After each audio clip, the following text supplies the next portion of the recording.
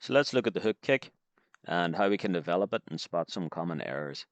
We're going to look at a scenario where a player is running through on goal and they're going to attempt a shot from around 20 meters out.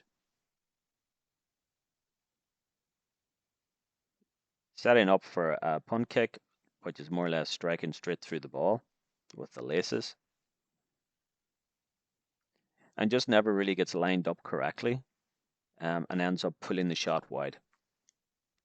What's important to bear in mind here is the way the player is actually facing.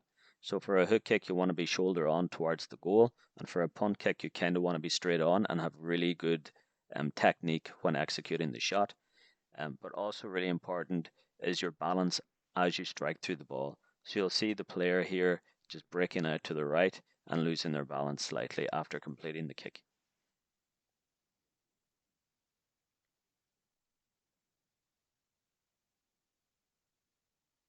So we're going to have another go at this. This time, instead of striking through the ball, we're going to try and create a hook kick situation. So when you get to that line, we want to break out right, which is going to be the dominant foot of the player, and try and force a hook kick situation. So that's really creating a much better angle to complete a hook kick. So as we break out right here and finish the hook kick. So it didn't really get the ball strike correct.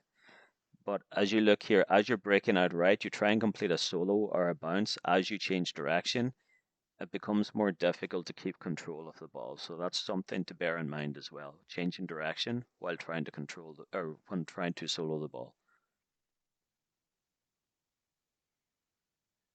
So we're trying to create an angle now for the hook kick. So the angle, if you look at the shoulder again, you want to get the shoulder pointed towards the goal as much as possible because you're striking through. If you start to face towards the goal at the last second, you're always going to pull the ball left or slice the ball right. So it's really hard to get the execution right if you don't get your setup correct in the first place. And a nice little spin, so off balance. So take 3, let's try the same thing again, but just force the shoulder to face towards the goal and see how we do.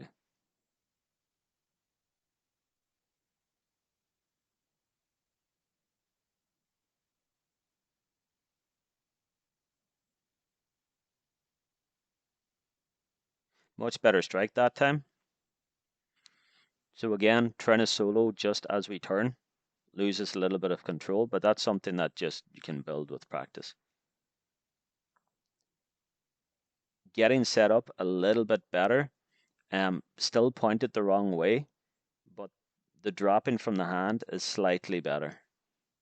It's still falling on the inside of the foot, which means you're going to pull the ball left.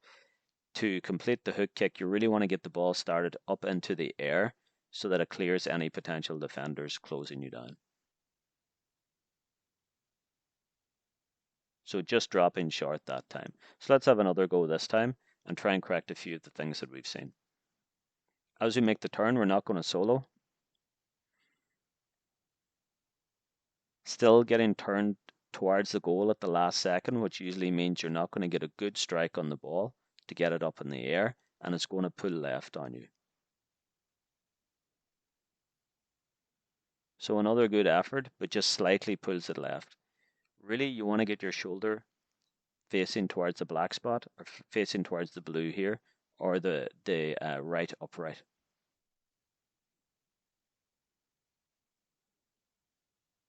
Still a much better strike, and you can see the development with every take. Take 5, same thing, turn direction and then take your solo, and a much better strike. As we slow this down, pushing off the outside foot. So it's really important when turning with the ball to push off the outside foot. If you push off the inside foot, it tends to lead to more knee injuries. So just something to bear in mind.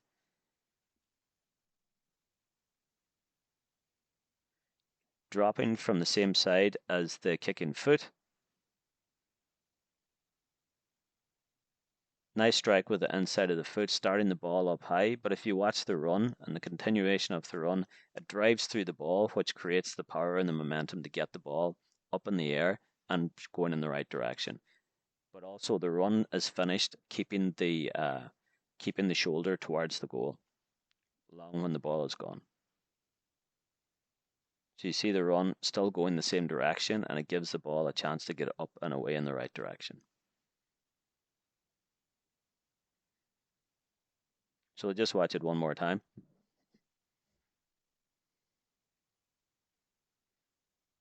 And it's a good score. So starting the ball on this line, if you do happen to pull it left, your miss is still going to be good. The important thing here, perfection is never always going to be achieved, but just really refining that technique is so important.